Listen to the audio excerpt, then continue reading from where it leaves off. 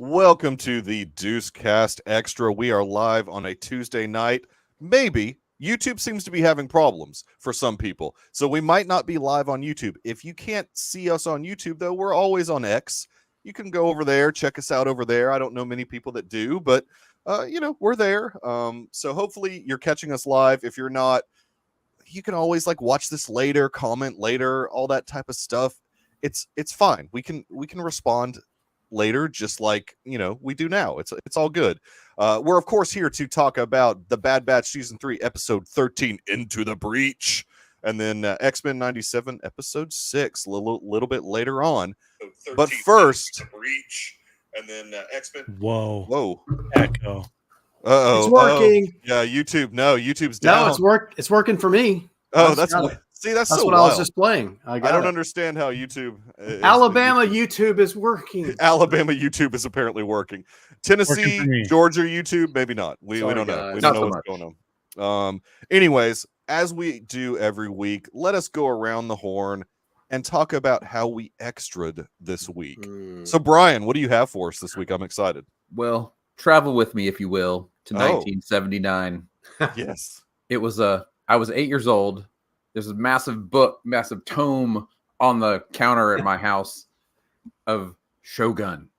And because the TV show was on ABC or whatever. And so I called my dad today, who's like 81. I was like, do you remember watching this? He's like, oh, yes, it was excellent. And I was like, I remember the book being around. And I told him that I just finished watching I watched all the way up to the very last episode of the new Shogun that is out on Hulu. No spoilers, please. And it's just awesome. It is really good. It's so good. I think I watched 8 or 9 episodes on Saturday alone. So it was just so good. Really enjoyed it. So just totally binged watch Shogun. Love it. Yeah, I mean, we'll let it go around because that's actually mine too. But we'll let it go around. Yeah. So Garrison, how did you extra this week? I extra'd. I went down to Tallahassee. Yes. Go down to yes, I was in the president's box. Big deal. That was fun. Big deal, right? Yeah. My name on a name tag. Look at that! Wow. So, I guess I doxed my last name, but it's not like people can't find that. Yeah. Well, you say it every time you say your social media handle. While I was there, though, we stopped at the comic shop, and I was able to pick up some comics. This is Hickman's Ultimate Spider-Man #1. Whoa! I'm very excited to dive into this series, brand new series. I also picked up his Secret Warriors first trade. All right. Which I'm excited to get into. Okay. I also picked up a couple of books. Jacob will like this one. It's Mickey 7. Not Mickey 17. I can't wait for that movie in 2025. I hear you, little G. Come on, bring it. One of the most fascinating finds I found on the trip. This is an Alien 3 book that's an adaptation of an unused script that someone made previous to the film that was made. I thought that's kind of cool, so I just picked it up impulsively. Is that the Fincher directed movie? Was that Alien? Yeah, Fincher did direct the movie. This is a William Gibson unproduced first draft screenplay. Wow, that's kind of cool. Why do I know the name William Gibson? William Gibson. I don't know. Also, update. I'm 33% of the way through this book. It is awesome. This is Thank you. So, I did not realize this, but Walter Hill was one of the screenplay writers of Alien 3, which is pretty awesome. You need to look him up if you don't know who Walter Hill is. Wow. Yeah, and then David Giler and Larry Ferguson also credited as screenplay. Story by Ronald Shusett and Vincent Ward. There was a lot of cooks in that Alien 3 kitchen. William Gibson is not even credited, and yet he gets a book adapted out. Book adapted. Yeah. Yeah, he wrote Neuromancer. I was like, I know this name. Excellent sci-fi writer. Oh, okay. So William I'm very Gibson. interested in this. He also wrote a lot of X-Files episodes, or 2. I'd love it. I'd love to see more unproduced scripts turn into adapted books. That'd be fantastic. Yeah, I'd love to see that Colin Trevorrow screenplay for. Let's not go that far. Let's not go there. Okay, all right. Wow. Okay. We don't need to go that Duel far. of the Fates or whatever he called it. Yeah, whatever he called it. Yeah, exactly. Dr. Earl, how did you extra this week, my friend?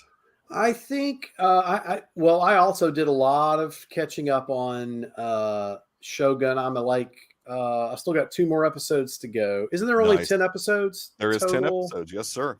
So I've got 9 and 10 still to go. But man, big cliffhanger at the end of 8. Woo! Oh man, yes, there is. Big, huge one, and 9 really. If you watch, so solid, so good. You do have to watch. You can't just like have it on the. Oh background. yeah, you got to. It's the whole. It's all, you got to read the whole thing. I mean, it's all in Japanese, but Garrison and Jacob would love it if they watched it. Yeah, I need to watch that. You have to kind of give it the first episode to kind of. Well, I don't know, man. I was kind of hooked from the really? get-go. But well, it took me about an episode. The second episode is when I really started kind of getting in. I was still like wanting the Richard Chamberlain, a little bit more debonair. No, John Blackthorne. Yeah. Hey, John Blackthorne. Richard Chamberlain. Oh, I loved it. Oh man, with his kimono on. Oh, I know. I've seen clips. I have not watched the original Shogun, but I have seen clips. No, I extraed this week, I think, by watching Rebel Moon Part 2, The Scargiver. Yeah. Let's go. And let me say, it was about 10 times better than the first one. That's not hard to do. That's still not. I liked the first one too, but I enjoyed this one a little bit more than the first one. There's at least some stuff going on. You learn a little bit more of the characterization, but it still has a lot of flaws and still very derivative. Was it as Star Warsy as people say? Is my question. Oh, I don't know. To me, I think it's very telling. I'm just going to say this. It's very telling that Armand White hasn't put out a review for this film. The guy who called Part 1 Star Wars for Grown-Ups. Right, exactly. Put out a review for Part 2. That's interesting. And it's been out for a minute, well, so you would think. The best way I could describe this movie is the Magnificent Seven in space. So, well, I mean, that was Lucas's. That's what he vision. He based it on Seven Samurai himself. Yeah. So. Yeah. Well, so anyway, that's how I extra. I've got some other things I did. I watched one of my international Earls, but I need to keep that. Got to save all that, man. I'm saving it. I'm not going to talk. Don't go crazy here. Has that even been assigned yet? Well, yes, officially? not like behind the scenes. We gave him his assignment. Yeah, sorry. So he can, I don't know. He needed to start like watching this stuff, so he does know what they are. But or whenever the Deuceys happen, Well, they're Wednesday. They're tomorrow. They are tomorrow. They're dropping tomorrow. It is dropping that's exciting. Tomorrow. Yes, it is. It's exciting. On all international Earls. Scoop. Yes, we need a scoop. Exactly. Hey guys. So that means, wow. Garrison, we got to schedule something with Aussie Nate. Yeah. Oh yeah. You guys I forgot the reaction show. We need the reaction. It's been 2 years since we did our last one. I forgot. Then we'll do a reaction. Did we not do it last year? You did it last year. No, we did, but the last year's was 2 years ago. Yeah. Yes, it took a while. All right, Roth, how did you extra this week? Well, I'm a little embarrassed. Oh boy. You didn't extra at all? No, I did. Okay. I watched a movie. Oh no. That came out in 2008. Okay. I know. Okay. Batman Begins? No. It's worse than that. On many levels. What? I watched Twilight. Oh. Okay. I mentioned it last week. Yeah. It was on. Girlfriend and I started a list of movies we have to watch. You need to watch it in exchange for her watching the Star Wars saga minus 7, 8, 9. 7, 8, 9. It's a fair exchange. I watched the first Twilight. Hey. Well, to expose people to art, you have to sometimes suffer. I was expecting worse. Right. If you go in like such low expectations, then sure. Like there's some stuff in Twilight that I think Michael Sheen's character is really fun because he's so over the top. I don't know if he's in the first. Dude, no, I don't think he's in the first one. Don't show that. What is that? What is that? That's later. Get That's that off my screen. That is later. Ray Nesmith or whatever. I did see them play baseball. That was something. Yeah. So how many of them have you watched thus far? I've only seen the first one. Oh, okay, so you've got a ways to go. It's going to be an exchange, Michael. Star Wars for Twilight. Okay. I saw this in a theater with my sister, my mom, and my dad, and I was dying inside the entire time. But I remember Edward had been watching her through a window, and she finds out, and she's like, "That's so," or whatever in the film, and my dad just like blurted out, "Creepy." Oh, Garrison, no, it was not through a window. It was not through a window. Edward would come into her house every single night she was sleeping and watch her sleep for 2 months. He was a creeper. Yeah, he's a creeper. My dad just blurted out creepy, and the theater just started busting out laughing. You know what question I have to ask you then, Jacob? Are you team your namesake or are you team Edward? Oh yeah. Well, here was a real shock from the first movie. That didn't start in the first movie. There's no werewolves in the first one. No, Jacob's in it, sure. Gil Birmingham's in a wheelchair in it, sure. But so Jacob was supposed to be replaced by another actor.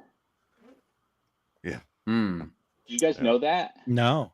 That they wanted to get rid of Taylor Lautner because they didn't think he'd look like an adult and age up for the role. And he literally on his own dime got jacked for the next film, and they were like, "Oh, got all roided up." Okay.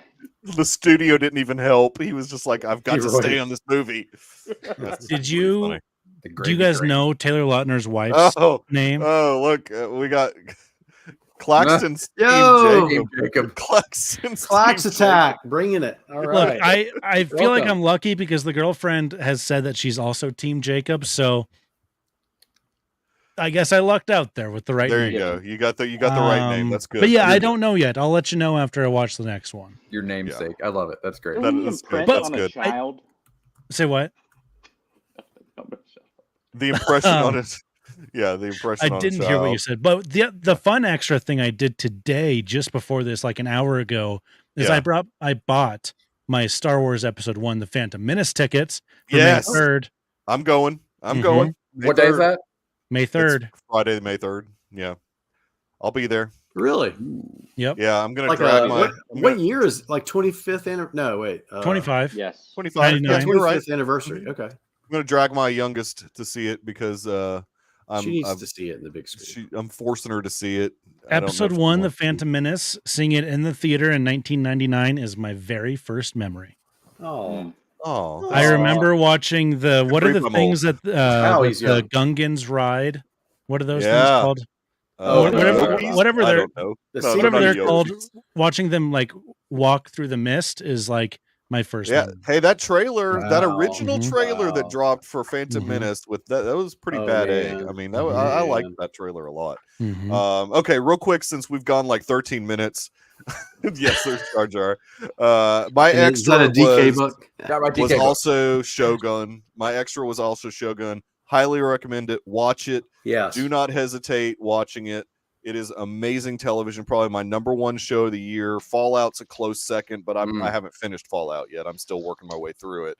And I didn't play the video game, and I love that show. But Shogun, I just watched. I stayed up last night and watched it at 11 because it dropped at 11, the 10th episode. And, I thought it was last week. There's one past the red sky right now. There's an episode. It's dropping. I see it recording. Okay, yeah. It's literally recording on my recording right now. Old school DVR over there with FX. Hashtag DVR. Earl's fixing his antenna so he can watch the show. So let's dive in finally to Bad Batch season 3, episode 13, Into the Breach. This was, another one of those episodes for me that was kind of like, we're just biding our time until the inevitable. Your guys' criticism of last week's episode belongs on this one. I do have to show. That's funny you say that because I feel exactly the same about these two. Okay. So the Kiners, the Kiners, the siblings and the dad are doing the score for this, and they always do this towards the end of the season. They'll drop a couple tweets or whatever And so here's a couple tweets that they dropped. This is scary. That's from Luca. I don't like the ramifications of what's happening here. Whoa! There's someone falling. There's somebody falling off of a cliff. I don't like this. And then there's this one as well. I do not like the ramifications of this for our bachelors. I mean, what does that mean? I mean, I don't. Why? Exactly. Why not just put the meme? Why add the redacted? I know. Well, I don't know. They're trying to. So they're saying that's what's coming. Something's coming. They always do this. Like whenever towards the end of the season, they throw out these wild tweets about things coming. There's only 2 episodes left, so we've got the penultimate episode that drops tonight, I guess, technically speaking, and then the following. No, week, technically speaking, tomorrow morning. Technically tomorrow morning. Well, you guys always tell me say tonight. You keep saying you guys. It was one person. It was Rhett. It was Rhett. Yes. Wrong. He doesn't count. So something drops at 2 a.m. That's Wednesday. Yes, it drops at 2 a.m. So drops on Wednesday, and nobody stays up. I would like, especially to meet the technically person. speaking. I would like the person to. I'd meet the person that actually stays up and watches Bad Batch at 2 a.m. You don't want to meet those people. They all have live on the West Coast because it's midnight. They're super nerdy Star Wars fans. There's some West Coasters. So Garrison's right. West Coasters. Midnight's not out of the question. Midnight could be done. I could do a midnight thing. That's not out of the question. But 2 a.m. You could, but would you? Is the question for Bad Batch. A lot of these reaction people do like 5 in maybe the morning. The finale, if it was on at midnight, I'd do it. I don't know.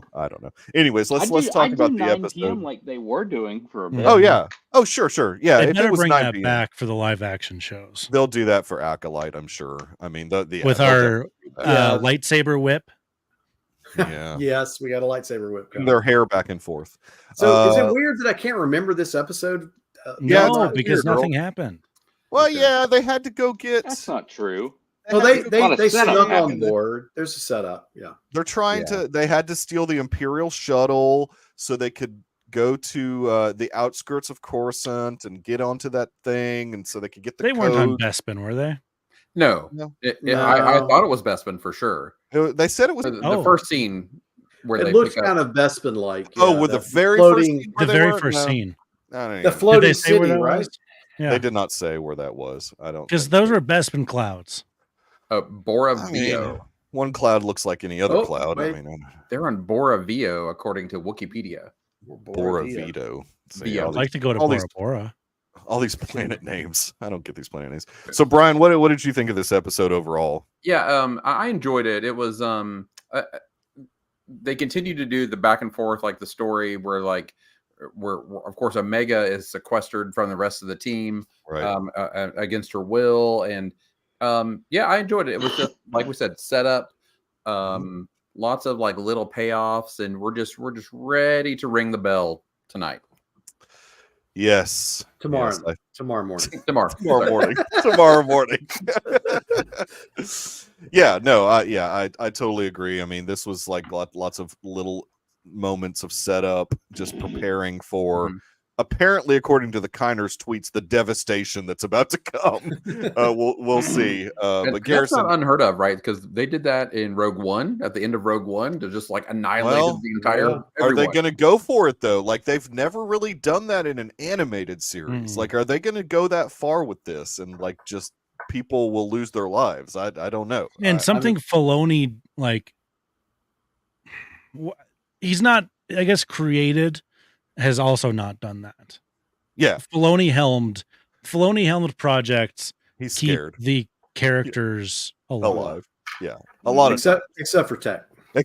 Unless Tech comes back as the broader. I mean, it could be, like Ahsoka should be dead, but she's got her own show now. Well, and I mean, technically, we know she does die because. How would she be able to communicate with Rey at the end of Rise of Skywalker? So true. If she wasn't, Ahsoka should have been dead during the original trilogy at some point. Okay. That's if a bunch of other Jedi can live, yeah, because why wouldn't she be in a? If Cal Kestis is hanging out, she probably should have died at that duel with Darth Vader. Yes, in Rebels, she should have died. Yeah. Now that would have been very impactful. I think that would have been. Well, she did, right? But she got saved or pulled out. Basically, she got pulled out of the world between worlds. She got pulled out. I mean, we did. She died at Mortis as well. But guess what? Guess who's still freaking kicking? Ahsoka. Chicken. Maybe she's talking to whales. One bad batcher being Sniper Man, Crosshair. Crosshair. You think Crosshair's gonna? He's gonna buy it. He's gonna die saving. Omega's gonna live. All of the little Force-sensitive future Jedi are gonna live. If we want to go like the most devastating, he should be the only one to live. I like that. Ooh, all the rest die. Oh wow! So he's only the one to remain to tell the story. That's tough. Maybe, I don't know. That's interesting. I don't think they go that far. No, I think that he's definitely had the most character arc out of all the Batchers, and so I think it would be fitting to see him die, though, like saving Omega or saving everyone, like doing something selfless to save everyone. I just feel like that would be like a perfect character arc for everything that we've seen him go through. Yeah, in that final moment of death, his hand stops shaking. Because, right, exactly. He's like writing in his journal. Yeah, exactly. His hand is completely like he's ready. He's steady on his gun, and he does something to. I mean, because now, like for me, because of this season, I would not be as impacted as a viewer if Wrecker or Hunter died, because they haven't done much with them this season. They've really focused more on Crosshair. And I would kind of be bummed if they did kill him. And so, I don't know. I hope they kind of do something major, though. I don't know if you've realized it, but there's been like in all the seasons, like the first half of the first season, I feel like Hunter was kind of Omega's connection. And then she kind of became pals with Wrecker. Mm-hmm. And then last year it was like Tech. Mm-hmm.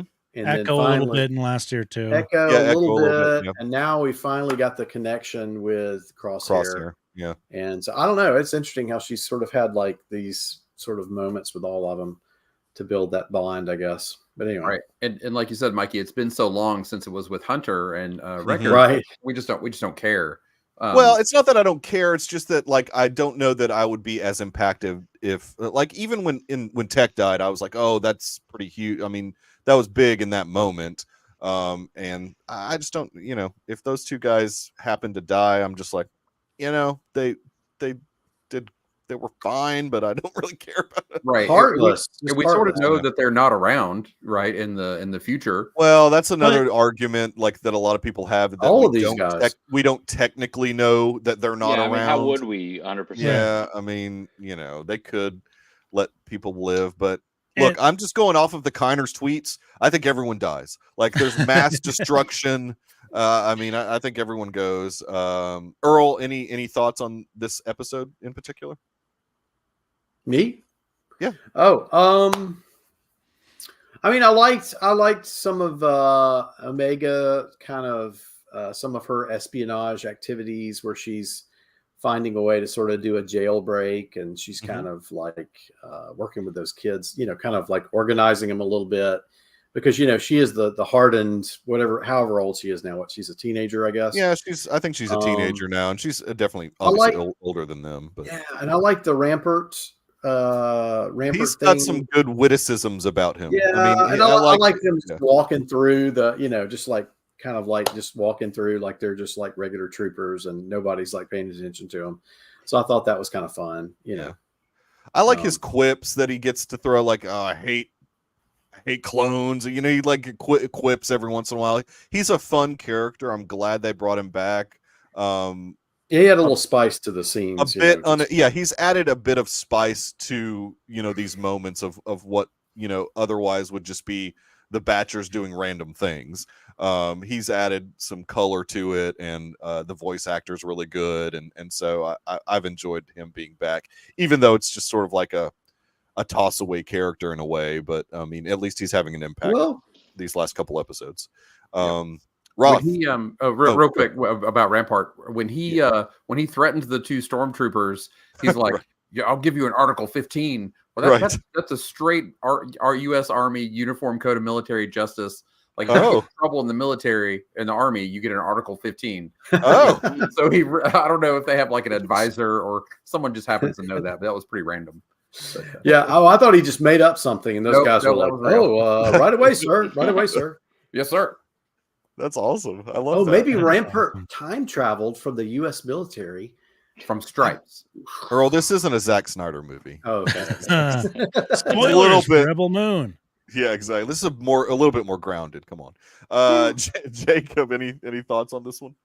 Yeah, look, definitely setup episode. I think it's even more of a setup episode than last week because this could have been accomplished in 3 minutes. But a line of dialogue. Yeah, but it wasn't, and it was less of a filler episode than previous season filler episodes. This is more, again, it's just a worse setup episode than last week's. I enjoyed aspects of it. I think Rampart's a nice addition to the Bad Batch of, like, I'm interested to see what he's going to have to do when they reach their destination.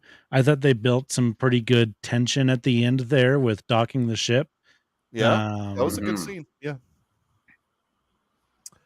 Yeah, I mean, the episode is fine. Not a whole lot to say about it really, because I think I said everything about this episode last week. Yeah, a couple of things that they're definitely like setting up for the viewer is Carr kind of wanting to set this authority level with those around her who don't think that she's making the right decisions when it comes to putting Omega in with the kids. She's like, I'm the chief science officer, Scalder. You're going to listen to me, which is a horrible character name. Dr. Scalder. Was that the dark-haired woman that was that was the one that was sort of like, she was the one that was questioning Carr. And so we had this obvious moment for the viewer that Carr is going to end up helping, Omega and these kids at some point. I took that as like it sounds like they know that she's potentially compromised, and that maybe they might be watching her more. Like, she's newly promoted, right? What they do know for sure is that she's a clone, technically speaking. And I'm guessing Scalder and all those other associates up there are not clones. And so maybe they're just not trustworthy automatically of her just because of that. So that's here's a question. This is not really that relevant. It kind of is, but I just caught one of the voice actors' names. Yeah. Garrison, your dad is friends with a former screenwriter, with the last name of Bohm, right? Okay, yeah. Different. There's a guy named Jeffrey Bohm in the voice cast. And you're like, that is interesting. It's definitely not Jeffrey Bohm, the screenwriter. Okay, this guy's name is also Jeffrey. Maybe it's a son. Maybe it's a junior. Well, I think it's a different spelling. Jeffrey Bohm died in the early 2000s. Okay. I don't know if I'll have to ask him and see if he had any kids. Yeah. Well, how was his last name spelled? Do you remember off the top of your head? Boam. Okay, so this is Boehm. So this is, I think, a very different spelling than. Okay. I mean, I just read that. I was like, I know.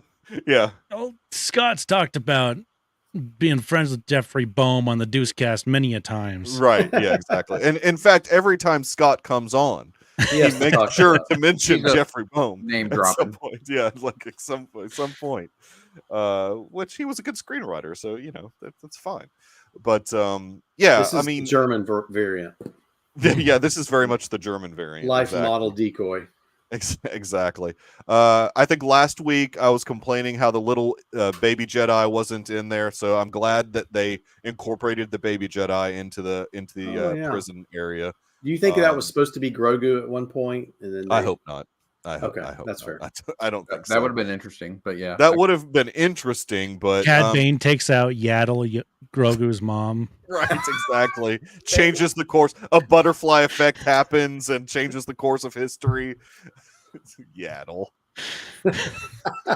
Who would have ever thought that we would have gotten more Yaddle content with the Tales of the Jedi thing that they did last year? That was really, I did enjoy that. And she talks just like Ron Howard's daughter does. Right. I know. Like no difference in speaking. Only Yoda speaks in a weird way. It's kind of strange. Makes you wonder where it came from. It does make you wonder where it came from. I think Yoda just had a stroke. He just reversed all his words. Yeah, exactly. Any other anything we need to pull out of the episode before we dive into X-Men? I'm excited for the last two. Yeah, I am. Me too.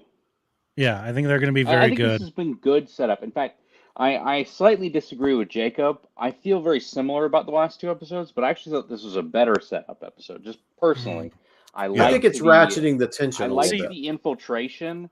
I liked the her going in the cell and figuring out an escape plan that we don't fully know about, but and I like the ending of the episode, them attaching to the ship. I mean, that all intrigued me.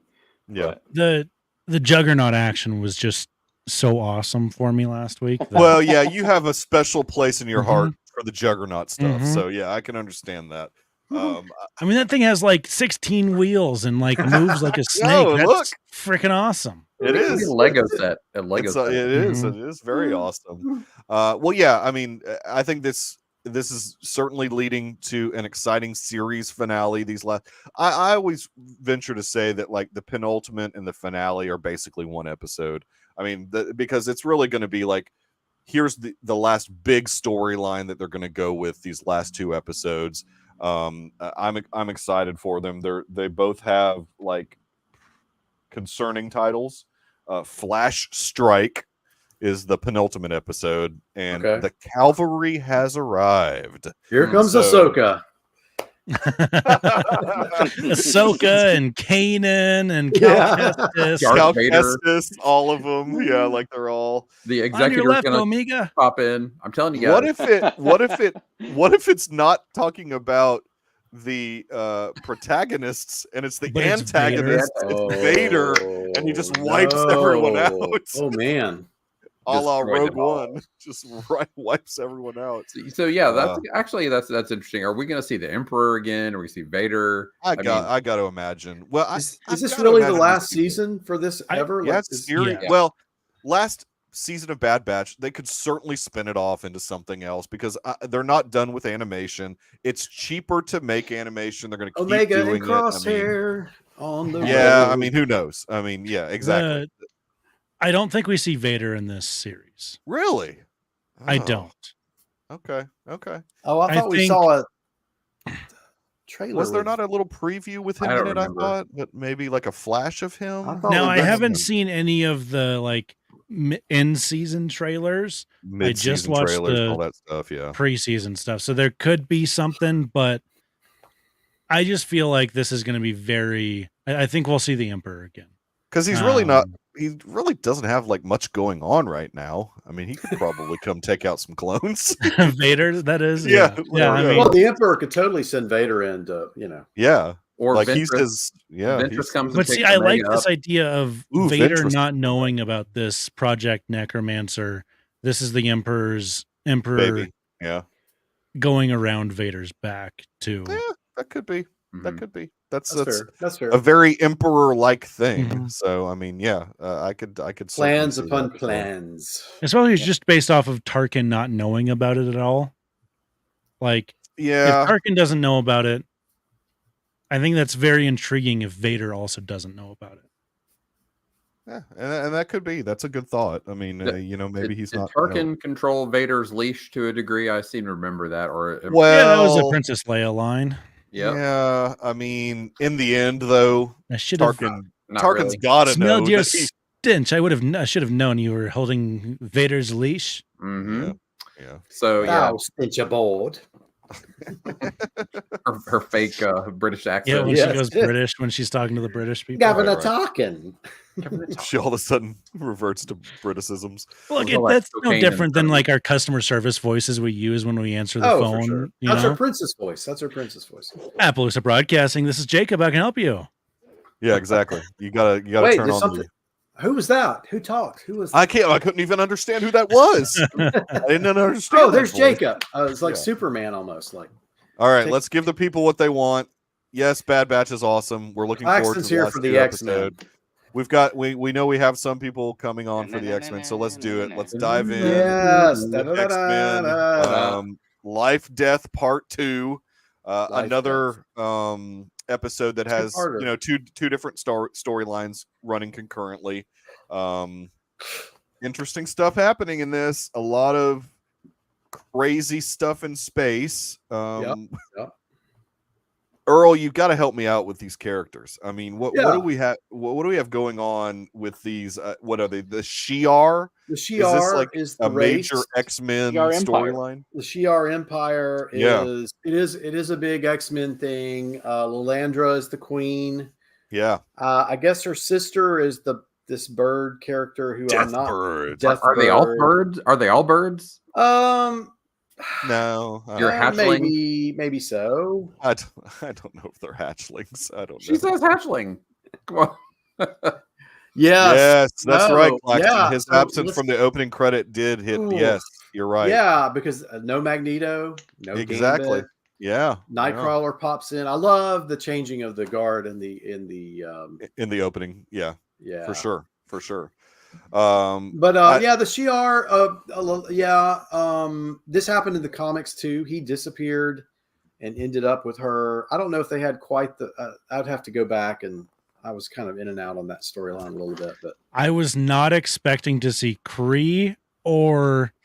That was surprising. Yes, Doctor Strange magic type of stuff in this episode. That was later on with Forge, right? Yeah. Forge that was later on with Yeah, he was right. But he was using the tech. He's a techie guy, so he probably just found a way to emulate. So that's a nice callback to the movies, right? And or to Secret Invasion, all that other stuff. So For sure. The thing that I loved at the beginning of the episode is Ronan making an appearance. Kind of bummed that they didn't use the original actor for the voice. I thought that would have been an even nicer touch. You mean Lee Pace or whatever his name is? Have Lee Pace come back and do his voice. That would have been Garrison, don't do that. I mean, they often try and have if the actors. Wait, what's Garrison doing? This isn't the MCU. This isn't even an MCU adjacent, really. I mean, this is canon. Come on now. This isn't even X-Men canon. It all happened. No, it happened. It happened years ago. This was in '97. Yeah. Lee Pace is a young man. Yeah, this is a young Ronan coming back. I do like that they had the Guardian. He's the guy with the mohawk. Yeah, the Guardian. I like that he had a much more comic looking Ronan in the show. Yeah, he did. That's true. Sure. That was a different. Yeah, he had the comic book look. You're right. So, I mean, if we're going through this storyline, we're jumping all over the place right now. Let's just focus on the space stuff, and then we'll jump to the really boring Storm and Forge stuff. Wow! But I just did he just do that? Sorry. Survey says to Michael. Survey says wrong. No, but no, that was for Professor X. Oh, I see. Oh. Yeah, the Kree in battle with the Shi'ar, Empress Lilandra has apparently taken down her crazy brother. So she's sort of taken control of the throne as far as we see. Now, correct. I cannot remember if the brother was in the previous series, like in season 3 of the old animated series. I don't think he was. So that's the thing. I don't know because I never watched the old series. I've just read it in the comics. But I'm assuming they did a whole Shi'ar Empire storyline. Is that right? They had some stuff with the Shi'ar, but it was more it was more just to show that Professor X had gone to space and that he wasn't really dead. Oh, I mean, that's all. I don't know that there was a huge Shi'ar storyline in the original X. Claxton, if you know, or anybody. Are they not involved in the Phoenix storyline? Oh, they are. Yeah, well, yeah. So, and they adapted the crap out of the Phoenix and the Dark Phoenix storylines. Yeah. In fact, they even mentioned the Phoenix stuff in this episode as part of I'm pretty sure they're in those episodes. Because it's been so long. I didn't do a rewatch, so it's been so long since I've seen that. I saw them about 3 or 4 years ago. So yeah, she's basically taken the throne, and her people are kind of like ticked off at her because she's wanting to marry Professor X. Who's just a human. He's just, who is this guy? Terran, that filthy Terran. And he's even lower than Terran. He's even lower because he's a mutant Terran. You would think he's leaving Earth, so no one's going to really discriminate against him. And then, and you would think that like him having powers would make him be like, well, at least he's not like just a normal regular Terran who has nothing. Guardian was sent to Earth by the brother to take her. Oh, okay, interesting. All right, I like that. That's interesting. John's got some facts here, man. I appreciate that, John. I like it. Yeah, no, that's helpful because I can't, remember. I should have done a rewatch and I did not of the original stuff. But anyways, they give us enough backstory kind of in the episode that. Oh yes, I do remember that. I do. Okay, Juggernaut was a big part of that original. Yeah, exactly. And no, not the Juggernaut from Bad Batch, Jacob. It's a different Juggernaut. It's a very different. I'm the Juggernaut. He's seen X-Men. I watched X-Men last Tuesday. Stand. I'm watching X2 tonight. Oh yeah. Awesome. What'd you think of X-Men? I'd seen it before. I thought about the same thing. It was I mean, it's old animation. It was a good story. The fights were abhorrent, even though Ke Kwan with them. Some good CGI stuff, some bad CGI stuff. Ke Kwan was in that movie? He was the stunt coordinator, fight coordinator. He was the stunt coordinator. Right. But yeah. Oh wow. That's interesting. In fact, he also was a translator. If you watch the behind the scenes videos, they're speaking Cantonese, I'm pretty sure. It's a Hong Kong crew doing the stunt choreography. Oh, interesting. Yeah. For the original X-Men? Mm-hmm. Oh, wild. Okay. So basically this tribunal tells Professor X that he has to renounce his memory of the X-Men if he wants to marry Leandra or whatever. Or memories of Earth, totally, right? Was it just not just the X-Men, basically it was, well, I mean, they were specifically hammering in the whole X-Men thing. Okay. Like you have to renounce the X-Men, the memories of the X-Men. But yeah, I mean, I think the Earth in general. It's like brutal, man. Sophie's Choice here. What's going on? Right. And so right. So yeah, Deathbird wasn't having any of that though. She didn't believe that he would do it, and so she tried to intercede, I guess, towards the end of the episode, and Gladiator came and just like ripped her to pieces or whatever. Was it Gladiator or Guardian? I wrote down the wrong thing. I think it's Guardian that does well, that. He had a team. It was like that. Yeah. It's like Shi'ar Empire's version of the Avengers. And right. The interesting thing I saw on one of my little watches that I do is like most of those folks aren't even Shi'ar. They're just like from other races. Yeah, they did. They looked like almost like the Guardians of the Galaxy. Like a council. That sort of comes up in the plot, I'm pretty sure, where they're like, you've crushed all these other civilizations before they were able to rise. You kneecapped them. Yeah. Right. So I'm sure they stole some people from those civilizations. Yeah, for sure. They kneecapped. So when Charles telepathically like zaps them into like his schoolroom, his schoolhouse, awesome. It was awesome, man. I mean, it's just so trippy, but it's just that was great that he did that. Because he's a teacher, right? So he's like, okay, let's go back to school for a minute. I forgot my greatest power, and he classroom. I do miss those desks where you can like lean back on them and crack your back perfectly. Oh yeah, those were. That's like the only thing I miss about school. Those were the best. I could, I was 5 foot tall. I could twist too and crack it. Mm-hmm. Oh, yes, those desks were so great. The best. Yeah, I mean, and he obviously when he's got them, in his mind like that, he can control everybody pretty easily. But then like something crazy happens, and he gets zapped out of that.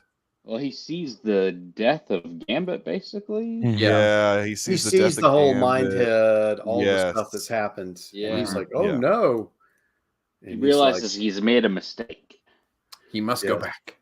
Right? Yeah, back. and does he call them my Atom children? Yes, children of the Atom, or something. Children of the Atom. Yeah, there's a whole. That's what they're supposed to be, I think, in the original stories. Children of the Atom. The reason you had mutation is because of like atomic bombs and radiation. Well, yeah, it was supposed to be radioactivity initially. The original stuff. Yeah. I think that was all of Stan Lee's. Yeah. Every story. Gamma rays. No, let's do radiation. Right. Radioactive spider. You're up in space. No real fault of his own. I mean, but none of it based in real science, obviously. Well, no. No. Yeah. I mean, no, I wouldn't expect that anyways. So what was were any of these characters part of the Micronauts, Dr. Earl? No. Okay. This is all Shi'ar Empire. Apparently there's one character that's Vulcan who is Scott Summers. Star Trek? No. Not a Vulcan. His character name is Vulcan, and he's apparently Scott Summers' third brother because he's got Havoc and Vulcan. Oh, all from Starjammer, who's the father. Ooh, I forgot about all that. That's good stuff. So the Starjammers is sort of like the pre-Guardians of the Galaxy. In the comics, I know what you're talking about. Yeah. Harrison, wasn't Starjammer your nickname in high school? Starjammer. Yes, definitely was. I don't think that's. Yeah, I mean, because these characters that Starjammer, I don't even know her. These characters that they had at the beginning of the episode reminded me of like Guardians of the Galaxy because they were all like a ragtag bunch. They had like this big, is that big Adam, dude, Adam guy, or like the Giant Man or whatever. They had all kinds of like randos that didn't. It was like a superhero squad. Yeah, like a superhero squad. So I thought that was a really and I don't even know all the folks. I don't know that world and lore as well as I should. But I could have sworn that I saw somebody getting excited on social media because they saw these characters and they were mentioning the Micronauts. Like they're introducing. We're now in a world. They're showing a world that like where the Micronauts could exist at this point. So, and I know that that's a property that. Well, they did that with Ant-Man Quantumania. I don't know that Marvel has that property. I want to say Hasbro owns it. I think Hasbro might own it. I think the rights to that are a little complicated in terms of media rights. Yeah. But I will say this: Marvel just released the Omnibus #1 for the Micronauts. What? Well, hold on, you're getting me excited now. Wait a minute. The Micronauts Omnibus. See, I just looked up. That's my gig. You love the Micronauts. I love Michael Golden art, and Bill Mantlo wrote this series. The first 12 episodes are amazing, and then it kind of drops off after that, unfortunately. And the whole X-Men and Micronauts crossover, I'm looking at the cover. It was 60 cents to buy that book. Yeah. The good old days. Is there anything available for 60 cents anymore? Absolutely not. A stick of gum. Oh, you know what? No. I think a stick of gum is more expensive. I did buy 10 miraculous medals for 60 cents each this past weekend. Miraculous medals? Mm-hmm. What are those? It's a Catholic thing. Oh, okay. I'm over my head with whatever you're talking about. That's the only thing I can think of. You meant like to wear when you did the polar bear splash or whatever. Something. Where do you buy miraculous medals from? At a church. So the church store. There's like a church gift shop in Denver that we went to. Yeah, you get a discount. The wedding and the ceremony. You get a discount. 60 cents, huh? They're very popular to kind of leave behind in different places, like a hotel or type of thing. Do you hide? I need to know. Leave them on like a bedside table. You just leave them in the hotel, and like I need to. Okay, you're gonna have to go get. Yeah, we'll talk about this. If you want to do it here, we can. I want to see what they look like. Do you have them? I've got one downstairs. Do you want me to go get it? Yes, go get it. I want to see what a miraculous medal is. Dude, we're in the middle of a show. What are you doing? I understand, but I'm intrigued by the miraculous medal thing. I need to see what it looks like. I see what he's talking about. It's not MEDAL, I don't think. It's a MEDAL. It's a medallion. So Earl, it's a medallion. Okay. Right. Earl, I had forgotten the crossover, like the full Micronaut crossover with the X-Men. So I'm just looking on X and seeing all the covers, and I remember a lot of this now. Okay. Yeah. Really looking forward to if they Garrison, you said they own the property. They own. Well, it's complicated because I think Hasbro. Marvel does not own the media rights, but they do occasionally get the rights to publish the comics again.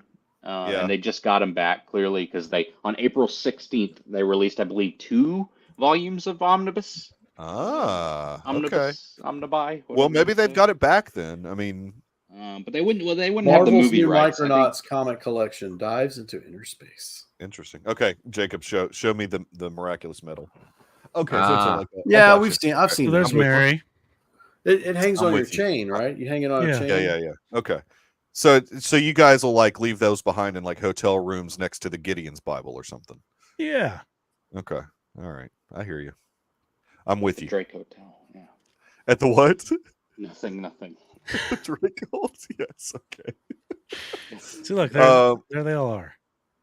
Nice. So those were 60 cents, huh? Yeah. Yeah. There really isn't anything.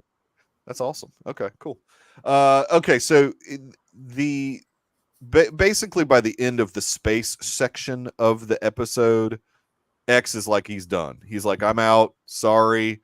You're the love of my life, but I got to go. Well, he's very distraught about. Well, sure. But he's like, if we're meant to be together, then it'll work out in the end. How is he physically going to get back to Earth? Spaceship. Has he got like a ship or something? Or I don't know. She'll send him back. She'll send him back. I think she'll be okay with sending him back. So I think there's ways. I'm a practical man, Michael. Obviously, they got him there. So they have a way to put him there back. We go. They'll put him back.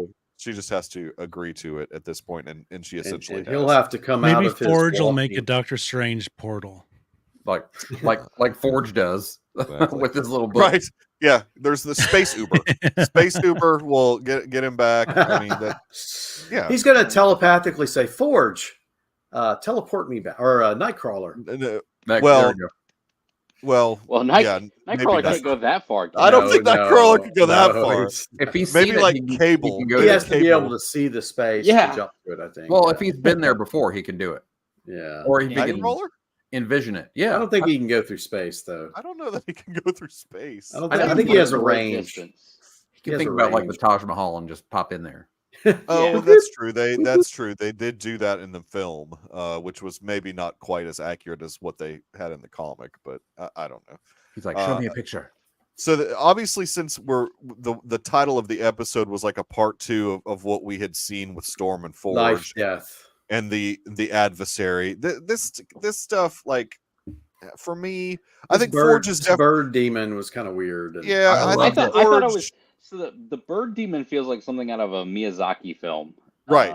If you watch The Boy and the Heron, I mean, it feels like a character in that film. Absolutely. It is a character from the comics, but the adversary should be voiced by our Pats.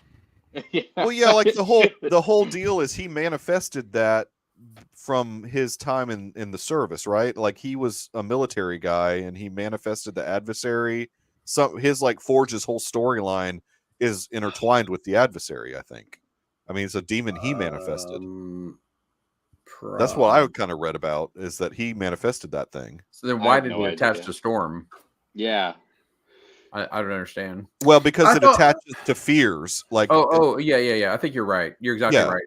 So it's drawn to fear. So her fear drawn to fears. Yeah. And he had sort of grown past that, and then she was like the next closest thing with the most fear. The victim. Right. Yeah. I like the adversary a lot, especially the creepy voice. Oh yeah, it is cool animation. Yeah, I mean, it was just awesome. Robert Pattinson voice though. It reminded me of like the animation, like Don Bluth style animation that was in The Secret of Nim with the owl, like the evil owl that's in The Secret of Nim.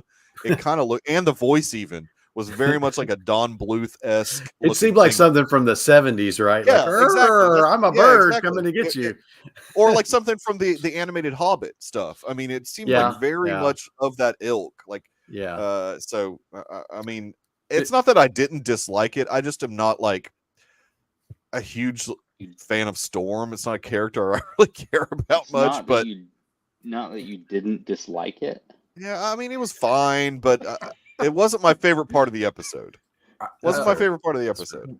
Well, I can't even remember what happened. The sequence of I know she eventually got her powers back, and I was super happy to see her with her hair grown back out in the classic costume, for inexplicable reasons. But I mean, that was kind of cool. Yeah. But It's because she got her powers back. She got her powers back, and so she looks. Yeah, the hair looks much better. So the trial that she had to go through the cave and the claustrophobic. Well, that's just to get the cactus. She was going for the cactus. That was that's right. She had to go get like some special, like a salve to save Forge. Yeah. Oh, that's right. Forge had been bitten, right? By the and he had some sort of like sin infection. It's all infection. coming back And then now. as soon as she put that stuff on him, he was healed. He was healed, exactly. Yeah. Which is how medicine works. That's right, Jake. That's exactly how it works. Instantaneous healing from the cactus. We'll make a poultice for you and put it on you. And you can, a poultice? A mustard plaster. We can. That's right. And then, but how does she get her powers back? Maybe I'm forgetting something. It was a mental block. Okay, so what happened to her in the second part of the episode? Right, yes, the only I fell asleep through some of this that could save him was conveniently located nearby. Exactly. Always the way it works, right? It's the desert flower. He brought her or she took him, and he was like, "Here's where it is.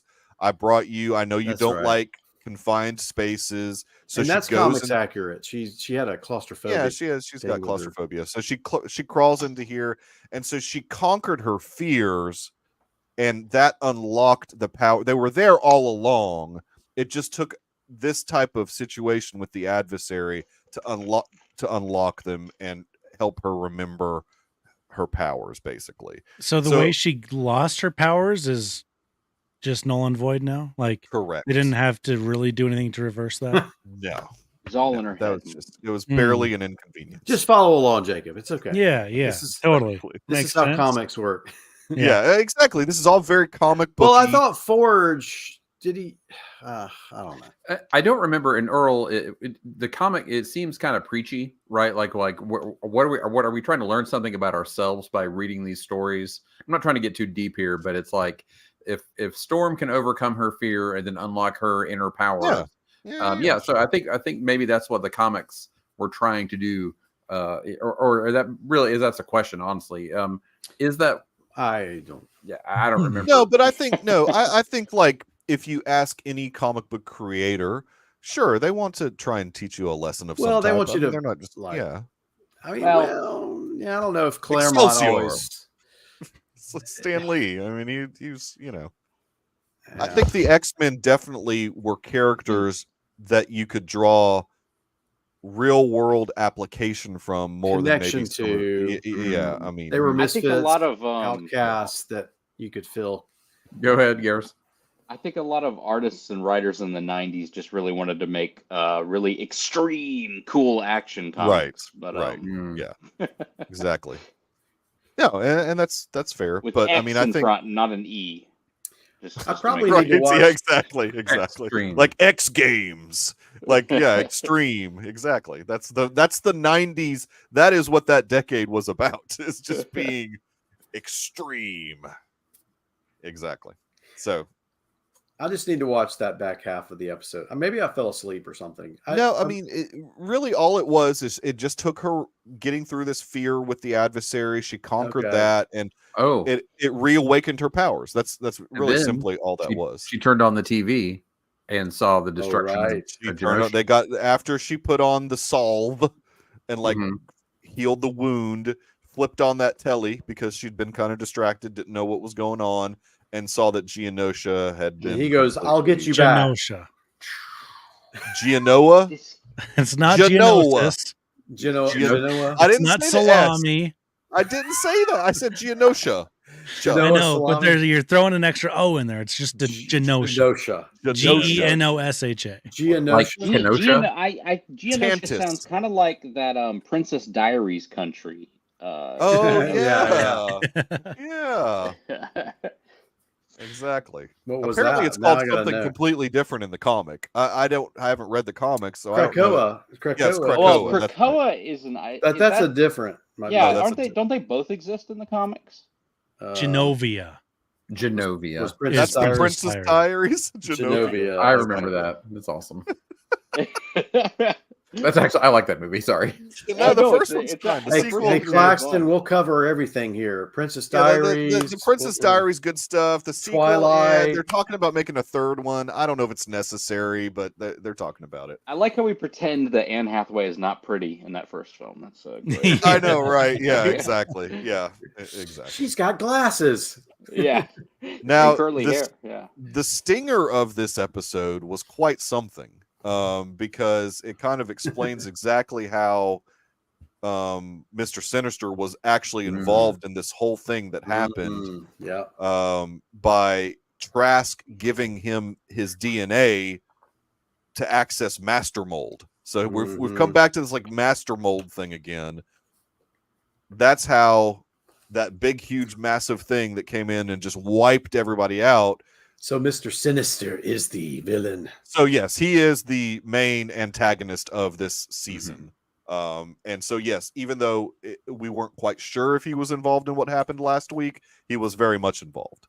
And Sinister is quite something. He's like, you must just sinister. You must just trust Mr. Sinister. Like he called himself. I don't know. It was weird. He referred to himself in the third person. Yeah, he was like, follow he Mr. Sinister. He didn't even say mystery. He just said sinister. Oh, I thought he said Mister. Maybe he did just say Sinister. Garrison, this is a technical anime question. Is this cell animation, or is it made to look like cell animation? Like the with the Sentinels? I would have to do research on that. My understanding is a lot of people thought, well, it's probably just digitally. It's probably digital.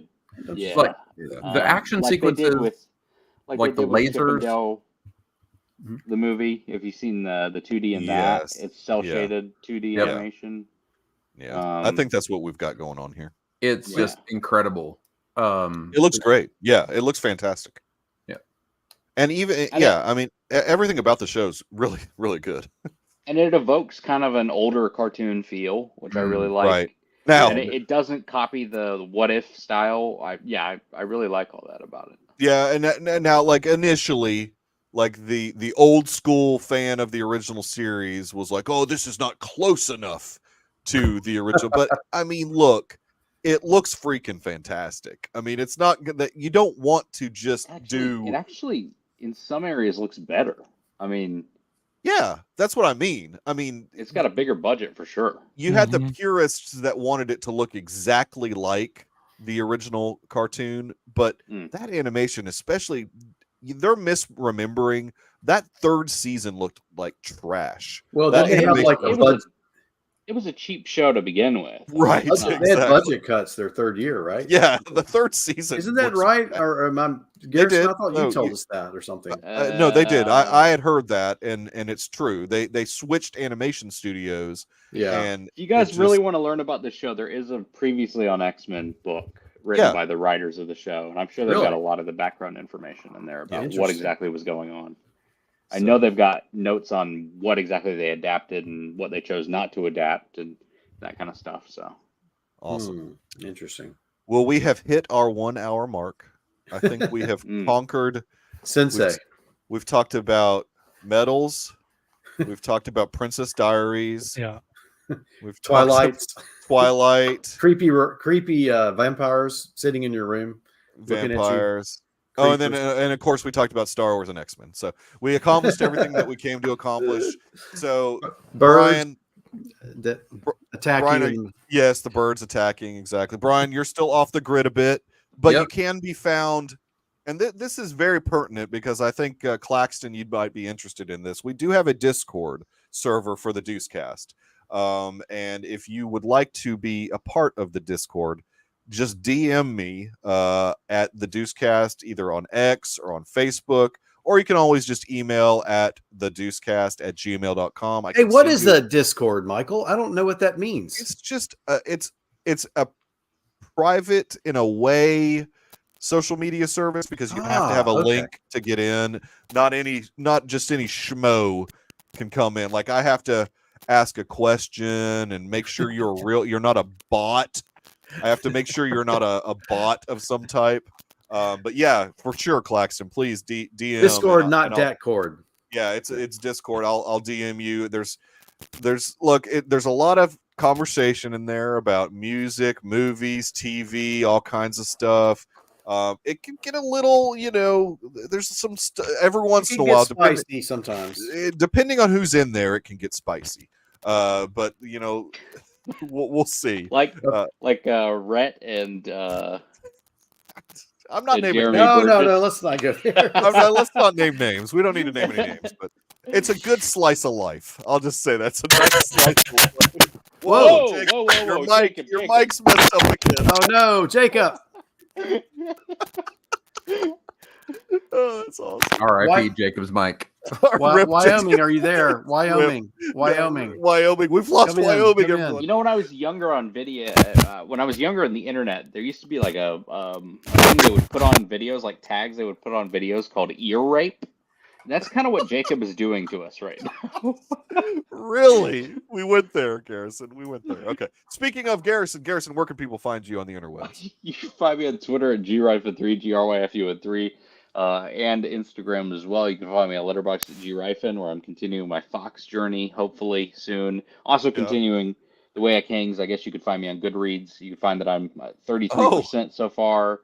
I held my tongue making references to the book throughout this episode because nobody would understand what I was saying for the most part. So, nice. It was sort of relevant in some ways. Anyway. No, yeah, for sure. Dr. Earl, you are off the grid, except you're hanging out in the Deuce Court every once in a while. It's always good to see you in there. Mostly in the pretentious corner, but every once in a while you'll jump around and check things out. So I appreciate that about you, Dr. Earl. You don't just limit yourself to the pretentious corner. You sometimes like to come down from the mountain. Yes, you sometimes let the peasants touch the robe, and so you come down and we appreciate to see what they're doing, to see how they're making sure they're okay. They bring me out on the days, the people walk me through the city. Yes. I'm just kidding. Man, the vocabulary you will learn on the Deucecast Extra is really something special. Jacob, I loved the episode about Civil War with Rhett. It was fan-freaking-tastic. I'm really glad that I wasn't available because that made that episode awesome, having Rhett on there because he was very passionate about that film. What is coming next week for a good day for a movie podcast? Yes, so unfortunately next week, well, maybe not unfortunately, but we've got a bit of a rerun next week. Okay. It has not hit the podcast feed yet, but we are going to be playing A Catholic and Two Protestants Go to the Movies chosen season 4, episode 7 and 8. Oh, okay.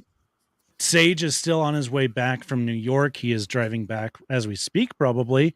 He gets to Fort Collins tomorrow, and Tate gets to Fort Collins tomorrow, and they're going to be doing family stuff. They've got a birthday to celebrate. Oh, cool. Nice. So no time to record. So we've got a chosen episode coming this week. But the week after that, we are reviewing a little movie called, it's something that I hadn't heard of before. It's called The Sunset Limited. It's my pick. I heard it on an episode of a podcast. I don't know this movie. Called Pints with Aquinas. I remember you talking about was on this episode. He's a tenured professor at Boston College. He's written a bunch of books, but he recommended this movie called The Sunset Limited. It's a cast of 2. It is Sam Jackson, and it is Tommy Lee Jones. Tommy Lee Jones directed the movie as well. Written by Cormac McCarthy. Through a chance encounter, 2 men of opposing ideologies deliberate spiritual, philosophical, and profound matters in a New York City apartment. Oh, that sounds like a play. This looks actually really good. Yeah, looks like it was an HBO Max TV movie. Yeah. Okay. So yeah, came out in 2011. Looks like direct to HBO. Wow, Cormac McCarthy. This has to be a play, right? Mm-hmm. Oh yeah. Well, I don't know. Yeah, maybe. It feels like it. Yeah, definitely feels like it. I like the idea of that. You said it's on Max. Yep. Hour and a half long. It's like an hour 31 or something. Man, a tight 90. Yeah, it's perfect. Chef's kiss when you can make it a tight 90. I like. So I'm very excited to get to watch this movie next week. Before we record that, but yeah, that's what's coming up on the Good Day for Movie podcast. Yeah, Civil War episode released yesterday. Rhett was a whole lot of fun to have on. Yeah, I feel like on the Deucecast Extra, we often get grumpy Rhett. Right. No, you're right. Yeah, because we got impassioned. A lot of things loved the thing that we were talking about, Rhett, which is a wonderful. Both Rhetts are very enjoyable and entertaining. Yeah, when he's passionate or loves something, he loves it. I mean, it's all in. So yes. And the week before we're just Deucecast driven the past couple of weeks because we had Dr. Earl on for broadcast news. So if you haven't listened to that one, check that episode out as well. Some great episodes, exciting stuff. I love to hear it. And of course, for Deucecast Extra, we will be back next week to cover the penultimate episode of Bad Batch Season 3. And then also, in a way, episode 7 of X-Men 97 is called Bright Eyes. Then 8, 9, and 10 is a 3-part episode arc of Tolerance is Extinction. Is it all part 1, 2, and 3? No, it didn't drop. I'm just saying the next 3 episodes after this episode 7 is like a 3-part arc to end the season. So that's pretty awesome. Yeah, it's pretty cool. I love to see that. So I'm excited about how both of these series are going to complete. Well, X-Men 97 we know has 2 more seasons coming, but you know, we've got a lot of good on the Deucecast tomorrow. Oh man, finally the 11th annual Deuces are being released. We of course intersperse our top 10 of 2023.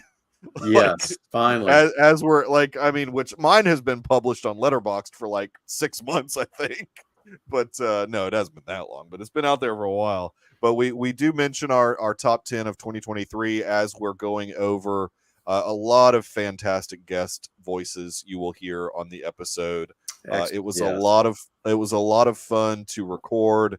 As always, Dave will pepper in his magical editing styles. He is the editor supreme. And so I have no idea what the episode will sound like, but I remember it was fun recording. So that's all that matters for me. And I am excited to listen to whatever David does with it. So really appreciate the chat this week. Was awesome. Claxton hanging out for the first time. I hope you come back, my friend. We're going to continue talking about Bad Batch and X-Men until it ends. And we will see you guys next week on the Deucecast Extra.